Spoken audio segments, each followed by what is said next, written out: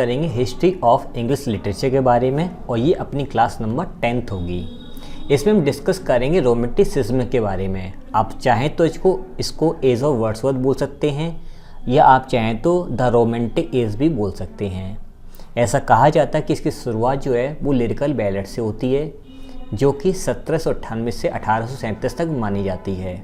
जो lyrical ballads है इसमें वर्ड्सवर्थ और एस.टी. कॉलेज ने काम किया है और ये काफ़ी ज़्यादा कॉम्प्रिहेंसिव वर्क है और ये आपको वर्ड्सवर्थ के अंदर देखने को मिलेगा अलग से जब इसकी थ्योरी आप पढ़ेंगे। तो अगर बात करें रोमांटिसिज्म के बारे में तो वर्ड्सवर्थ और कॉलेज ने ना तो इनिशिएट किया था ना ही क्रिएट किया था रोमांटिसिज्म को, लेकिन इन्होंने अपने वर्क से लोगों को बहुत ज़्यादा इम्प्रेस कर दिया था और इस रोमांटिसिज्म का इम्पैक्ट जो है, जो प्रभाव जो है वो 18वीं सेंचुरी के पोएट्स तक में देखा जाता है। ये बात आपको याद रखनी है।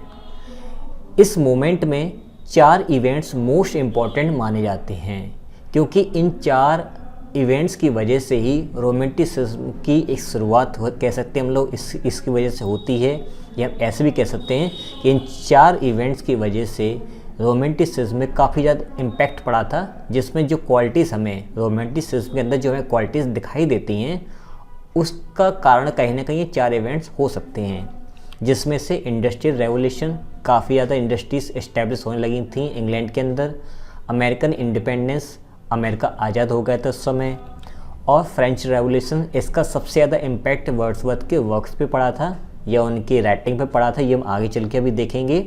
और रिटर्न टू नेचर, जब वर्ड्सवर्थ को ऐसा लगा कि पूरी दुनिया जो है वो नेचर से अलग हो गई है, केवल पैसे धन मटेरियल के पीछे पड़ के रह गई है, तो उन्होंने कहा था कि रिटर्न टू नेचर। उन्होंने अपनी पोइट्री थ्रू लोगों को समझाया कि नेचर तरफ दोबारा लौट चलो।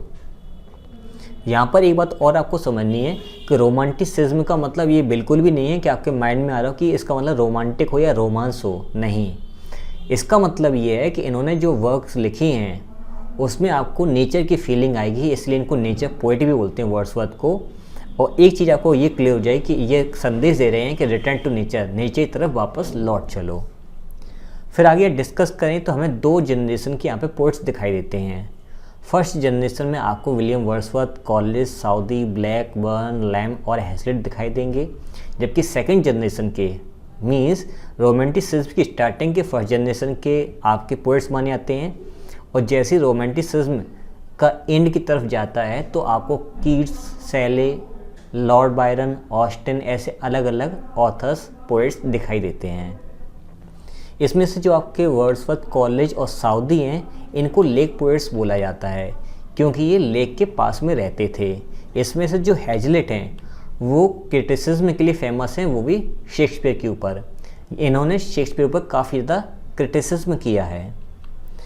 इसके बाद अगर बात करें रिवाइवल ऑफ एलिजाबेथन रोमांटिसिज्म, इसका मतलब क्या है कि एलिजाबेथन टाइम पर जो लिटरेचर चल रहा था वो लिटरेचर कहीं ना कहीं फिनिश हो गया था, उसका चलन फिनिश हो गया था। तो उसको रिवाइव करने के लिए वर्ड्सवर्थ ने और अलग पोएट्स ने काफ़ी सारे एफर्ट्स लगाए थे। तो रिवाइवल जो है वो बहुत ही ज़्यादा अच्छी तरीके से रोमांटिसिज्म में दिखाया गया है लिटरेचर का, इसलिए इसको एज ऑफ वर्ड्सवर्थ ही बोल सकते हैं। इसी दौरान सबसे ज़्यादा हमें रिवाइवल देखने को मिलता है। अब ये रिवाइवल जो टर्म है इसका मतलब आपको समझ में आएगा return to literature of the Elizabethan age. Elizabethan age के समय पर जो लिटरेचर में फ्लोरिश हुआ था, जो उसका इम्पैक्ट लोगों के ऊपर पड़ रहा था, जो राइटिंग स्किल्स बहुत अच्छी तरह से हो रही थी, उसी चीज़ को दोबारा लाना था, इसलिए यहाँ पर रिवाइवल टर्म का यूज़ हुआ है। अगर बात करें कि वर्ड्सवर्थ की जो पोइट्री है तो उसके ऊपर फ्रेंच रेवोल्यूशन का काफ़ी ज़्यादा इम्पैक्ट देखने को मिलता है क्योंकि इन्होंने वो चीज़ फेस की थी और इन्होंने बहुत सारी बुरी बुरी चीज़ें देखी थी और उसका जो बैड इफ़ेक्ट है वो उनके ऊपर पड़ा था और इस चीज़ से प्रभावित होकर के उन्होंने अपनी पोइट्री में बहुत सारी चीज़ें दिखाने की कोशिश की हैं। तो जो फ्रेंच रेवोल्यूशन जब शुरुआत हुई थी तो इससे इंस्पायर हुए थे वर्ड्सवर्थ, जिसकी वजह से और उस फीलिंग को उन्होंने अपने वर्क्स में डेमोक्रेटिक आइडियलिज्म दिखाया और पैशन लिबर्टी के लिए दिखाया। ये चीज़ आपको समझनी चाहिए। आई होप आपको शॉर्ट में लेकिन डिटेल में चीज़ें समझ में आ गई होंगी।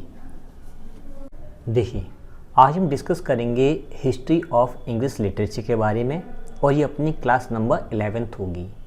इसमें हम डिस्कस करेंगे 18th सेंचुरी के बारे में, जिसे हम एनलाइटनमेंट एज कह सकते हैं या एज ऑफ रीज़न कह सकते हैं। इसकी स्टार्टिंग जो है वो 1700 से लेकर के 1798 तक मानी जाती है। अगर हम इस एज के बारे में कहें तो इसको हम दो पार्ट्स में डिवाइड कर सकते हैं।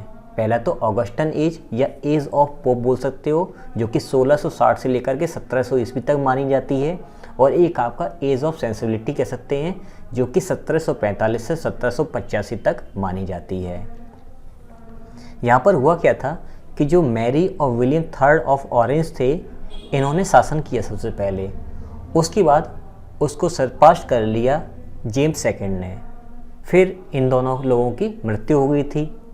फिर जेम्स सेकंड की डॉटर आई क्वीन एने, जो कि 1702 ईस्वी में राजगद्दी बैठी और 1714 तक रही। इसके बाद अगर हम कुछ इस एज के बारे में फैक्ट्स जानने की कोशिश करें तो किंग ऑगस्टस या उसका दूसरा नाम है ओकेवियस सीजर, वो रोमन प्रिंसिपल को उसने फाउंड किया था, स्थापना की थी। He was considered the first Roman emperor who was controlling the Roman Empire 27 BC to AD 14। वो एक ऐसा रोमन एम्परर था जो रोम एम्पायर को कंट्रोल कर रहा था, अपने शासन में लिए हुए था 1700 BC से लेकर के AD 14 तक। इसके बाद थोड़ा और आगे बात करें तो ऑगस्टस जो थे उनका नेफ्यू और एडॉप्टेड सन जूलियस सीजर था, और इस पीरियड को golden period of Roman literature कहा जाता है। अगर हम इस एज के बाद थोड़ा और जानने की कोशिश करें तो यहाँ पर जॉर्ज फर्स्ट हमें राजा दिखाई देते हैं, जो कि 1726 में आए थे। फिर इनका पुत्र जो था जॉर्ज सेकंड, वो 1760 तक राजा बना रहा, और इसी जॉर्ज सेकंड से ही ऑगस्टस टर्म लिया गया है। फिर बात थोड़ी और आगे करें तो यहाँ पे अब हमें दो पॉलिटिकल पार्टीज दिखाई देती हैं। जो हमने एज ऑफ ड्राइडन या रेस्टोरेशन एज के बारे में डिस्कस किया था, तो मैंने वहाँ पे विग और टॉरिस पार्टीज़ के बारे में थोड़ा सा आपको हिंट दिया था। उन्हीं के बारे में आप डिटेल में यहाँ पे समझते हैं। अब इसी साम्राज्य में, इसी राज्य में दो पॉलिटिकल पार्टीज़ निकल के आती हैं, जो कि पहली आपकी विग्स हैं और दूसरी आपकी टॉरिस हैं। ये विग्स जो हैं वो सपोर्टर हैं पर्सनल फ्रीडम ऑफ पार्लियामेंट के, इन्हें स्वतंत्रता चाहिए, और जो पार्लियामेंट है ये इसके सपोर्टर होते हैं। जबकि दूसरी तरफ जो टॉरिस होते हैं वो आपके रॉयल डिवाइन राइट यानी कि राजा को ईश्वर मानते हैं और उसी के सपोर्टर होते हैं। अगर आपको याद होगा तो कानपुर यूनिवर्सिटी में एक वर्क लगा हुआ है एमए में जॉन ड्राइडन का, एब्सलम एंड एकिटोफल। उसमें इन दो पॉलिटिकल पार्टीज़ के बारे में काफ़ी डिटेल बात हुई है, और वहाँ पर जो एब्सलम एकिटोफल जो है वहाँ पर ये प्ले दिखाया गया, एक ड्रामा दिखाया गया है, और उसको समझाया गया है किस तरह से कुछ लोग राजा के सपोर्ट में होते हैं, कुछ लोग राजा के सपोर्ट में नहीं होते हैं। तो ये दो पार्टीज़ की डिटेल बहुत ज़्यादा वहाँ पर दिखाई गई है। अगर हम इसकी बात थोड़ा और आगे बात करें तो यहाँ कुछ पोइट्स निकल के आते हैं, जैसे कि अलेक्जेंडर पोप। अलेक्जेंडर पोप इस टाइम के बहुत ही फेमस पोइट माने जाते थे, और इनसे कोई भी इंसान उलझने की कोशिश नहीं करता था, क्योंकि अगर कोई इनसे उलझेगा तो ये उसी ऊपर ऐसा लिखते थे कि फिर उसकी काफ़ी ज़्यादा इंसल्ट होती थी और उसको लोग अलग नज़र से दिखते थे। तो इन्होंने एक वर्क अपना लिखा था ऐसे ऑन मैन, जिसमें इन्होंने फ्रांसिस बेकन के लिए एक लाइन यूज़ की थी जो कि वर्ल्ड फेमस है। क्या यूज़ की थी? The wisest brightest meanest of Mankind. ये अलेक्जेंडर पोप ने अपने वर्क ऐसे ऑन मैन में बेकन के लिए बोली है। तो ये आपको एक लाइन याद करनी है। इसके अलावा पोप एक ग्रेट पोएट थे, और इन्होंने होरास और वर्जिल के वर्क्स को कॉपी किया और उनको ट्रांसलेट करने पर लगे थे उसी दौरान। तो ये आपको एक फैक्ट याद रखना है। In this age all the poets mostly wrote satire. इस समय के ज़्यादातर जो लोग थे, जो पोइट्स थे, वो सैटायर लिखने में लगे हुए थे, और इसी समय, इसी दौरान, इसी पीरियड में नॉवेल सामने निकल के आते हैं। अगर हम बात करें कुछ वर्क्स के बारे में अलेक्जेंडर पोप के, तो उनका मास्टरपीस कहा जाता है ऐसे ऑन क्रिटिसिज्म, जो 1711 में आया था। अगर मैं इसके बारे में थोड़ी सी बात करूं तो कुछ इंपॉर्टेंट लाइंस, जो फेमस लाइंस हैं, जो कि आज के टाइम पे प्रोवर्ब्स के रूप में जानी जाती हैं, जैसे कि to err in human to forget divine, a little learning is a dangerous thing. इसकी जगह हम लोग आज क्या पढ़ते हैं? A little knowledge is a dangerous thing. For fool rush in where angels fear to trend. मूर्ख वहाँ जाते हैं जहाँ पर बुद्धिमान लोग जाने से भी डरते हैं। तो ये जो फेमस कोटेशंस हैं, या आप इनको प्रोवर्ब्स बोलते हो, वो कहीं ना कहीं अलग अलग पोएट के वर्क से आई हुई हैं। 700 700 से ज़्यादा प्रोवर्ब्स तो खुद अकेले विलियम शेक्सपियर ने दिए हैं। उन्होंने कई सारे वर्ड्स को भी इंग्लिश में कॉइन किया है। तो इन राइटर्स का अपने इंग्लिश में काफ़ी ज़्यादा कंट्रीब्यूशन रहा है। अगर बात करें इनके मोक एपिक का, तो the rape of the lock 1712 में आया है, जिनका मोस्ट इम्पॉर्टेंट मोक एपिक माना जाता है। ये भी कानपुर यूनिवर्सिटी के एमए के फर्स्ट ईयर या सेकेंड ईयर में लगा हुआ है। कमेंट करके आप बता सकते हो किस ईयर में लगा है। फिर इसके बाद क्या हुआ कि यहाँ के जो समय के जो पोइट्स थे वो लैटिन के पोइट्स को कॉपी कर रहे थे, जिसमें सबसे ज़्यादा एलेक्जेंडर पोप कर रहे थे। इन्होंने लैटिन के पोइट्स को कॉपी करना शुरू कर दिया। अब इन्होंने क्या क्या कॉपी किया, तो होमर के इलियड को हीरोइक कपलेट में कन्वर्ट करने की कोशिश, ट्रांसलेट करने की कोशिश की है। फिर इन्होंने कुछ समय और निकाला और ओडिसी जो है वो 5 साल तक उस पर काम किया। फिर एक और राइटर निकल के आते हैं, जोनाथन स्विफ्ट, जिनकी बुक है the battle of the books. ये मोस्ट इंपॉर्टेंट बुक मानी जाती है, जो सभी लोग जानते हैं। ये एक सेटायर है जॉन ड्राइडन के ऊपर। इसके अलावा a tale of tug, Gulliver's travel, ये सभी लोग सुनी होगी।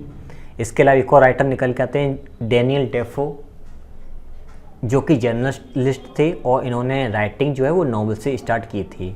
सैमुअल रिचर्डसन आते हैं, जिनका वर्क है पामेला, एक सेंटिमेंटल नॉवेल है।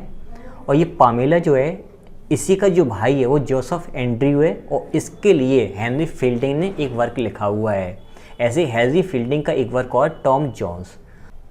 अब इस टाइम पर कुछ बातें आपको और याद रखनी है कि इस समय नॉवल जो थे वो डेवलप हुए थे सेंटिमेंटल नॉवल, ये नॉवल ऑफ सेंटिमेंट, ये डेवलप हुए थे। और सेंटिमेंटल कॉमेडी जो है वो यहाँ पर सामने आती है, जिसका रिएक्शन जो है वो इंग्लिश रेस्टोरेशन प्लेस में देखने को काफ़ी मिलता है।